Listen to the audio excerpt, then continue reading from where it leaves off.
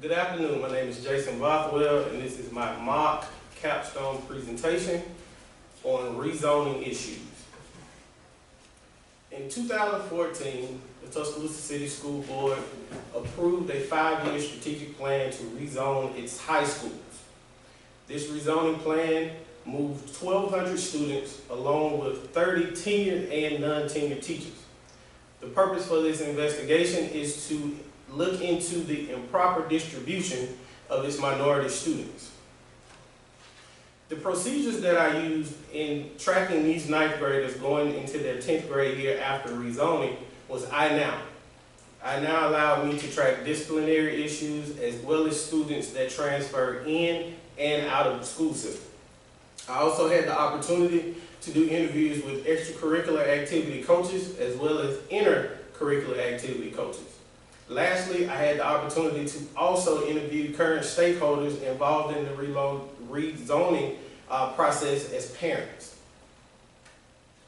My literature review showed that rezoning is a regular practice in school systems across America. Also, that socioeconomic statuses drive 80% of integrated school system rezoning practices across the U.S. Deficiencies with these type of rezoning efforts puts poverty-stricken students at a disadvantage because it develops a deficiency in social skills. The indicators that I will be investigating in this rezoning project are 1.41, which is removing student barriers, 1.44, which is the creation of extracurricular activities at both schools, and 1.45, which looks into the approach to discipline at both schools. Because 1.41 and 1.44 are so closely related in regards to the results that I found, I will be giving you the results of both of them at the same time. More barriers were created for students at Paul W. Bryant High School because of transportation. Over 91% of students at Paul Bryant High School depend on school bus transportation to get from home to school and from school back to home.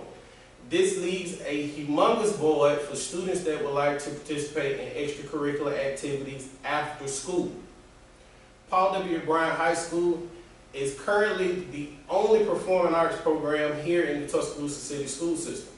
Over 250 students applied and auditioned for this program. Of those 250 students, 120 were actually accepted into the program. And of those 120, 83 students were actually able to participate in rehearsals and instrumental lessons after school. While speaking with the director of the Performing Arts program, her major concern was student transportation and safety. Because a lot of students depend on after-school transportation to get home, those students were not able to participate in after-school rehearsals and lessons. Hence, disabling the ability to grow the program. When speaking with extracurricular activity coaches, they shared the same concerns. Because the Tuscaloosa City School System has a shortage in bus drivers, these coaches have to supplement for those bus drivers. This does mean an increase in pay, however, it takes away from those students needing to be accommodated from an athletic standpoint. Coaches that typically may have over 100 players on their football team are only able to accommodate about 80. That leaves about 20 students that are not able to stay after school to participate because of transportation issues. These are direct indicators that these students are being underserved and barriers because of transportation are becoming an issue. At Northridge High School, programs were not created to accommodate for those students transferring in from Paul W. Bryant High School. Northridge High School is the only high school in Tuscaloosa City School Systems that does not have a JROTC program. Students transferring from Paul Bryant High School had to sit out their sophomore year of high school without taking JROTC classes. A small concession was put into place for the beginning of this school year for 2018-2019 to bus those interested students back to Paul Bryant High School to take classes in JROTC. When speaking about creating barriers, we have to look into the actual day that student will potentially have. The student will wake up early in the morning, catch a bus to school, take classes, eat lunch, board a bus to go take classes, only to board a bus to come back to Northridge High School to be bused home that afternoon. Looking at the barriers of this situation, this kid has spent, for the most part, the entire day on a school bus as well as in a class. This creates a mental drain and hinders this student's success in the classroom. Our next indicator that we will touch on will be 1.4.5, which is the approach to student behavior. Prior to rezoning, Northridge High School 9th graders accounted for 1,200 of the school's 2,300 discipline referrals that were on file. After the rezoning, Northridge High School 10th graders accounted for 111 referrals out of 570 referrals that were on file. This is about an 18% decrease in student referrals. Why the decrease in referrals? The administration here decided to take a more balanced approach to handling disciplinary issues. Teachers were given a new revised tier system to follow when reporting referrals. On the first incident, teachers are required to give one verbal classroom reprimand, and on the second, they are to give a mandatory parent contact. During that parent contact, teachers are required to try to schedule a parent-teacher conference to open up parent-teacher communications. By having that indicator in the tier system, it allows more teacher-student-parent dialogue, which in return gives a better environment for learning in the classroom. At Paul W. Bryant High School, the current 9th graders before rezoning accounted for 40 of the school's 973 referrals on file. After the rezoning, these 10th graders now accounted for 271 of the 1,039 referrals that were on file. This is about a 26% increase. The reason for the increase, the influx of students, Paul Bryant was not given an additional assistant administrator to help with student discipline. This created an unhealthy environment in the classroom, which in return suitably disabled a healthy learning environment for students to learn. In summary, at some point we have to hold each other accountable and not always blame the students. Student success is a direct reflection of the decisions that our leaderships make. School zoning is a practical practice that can work when realistic ideas are put on the table and executed properly.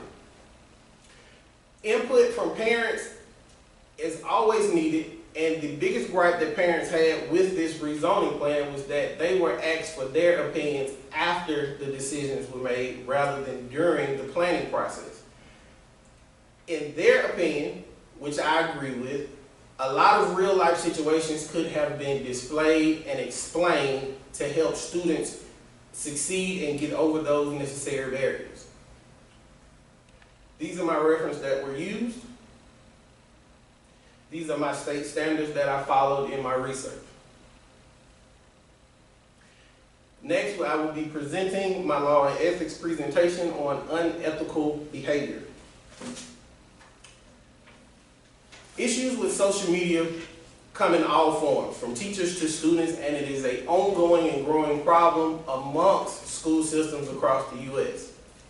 In current court cases, the Supreme Court created a two-tier system that allowed school systems to be able to gauge content after being used by teachers and students.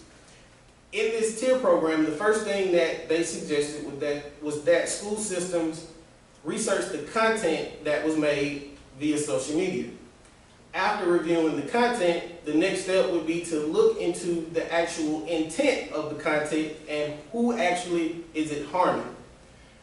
Teachers argue that they enjoy being private citizens and dialoguing on social media about current real-life issues, but it does come with a cost when done irresponsibly.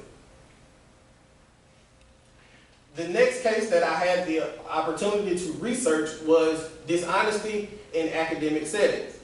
This particular case reviewed the 2011 state test score scandal in the Atlanta public city school system. Two private investigators determined that 278 teachers and principals were both guilty of state test exam cheating. Of those accused of cheating, 35 of them were indicted on federal charges. The Supreme Court ruled that all educational mishaps are important. However, state cheating is one of the main and most important. We expect our students to operate with a certain level of ethical respect. However, we have to be the example that sets for them to model. These are my references. And this concludes my mock capstone presentation. Jason Bothwell, Jacksonville State University, 2018. Thank you.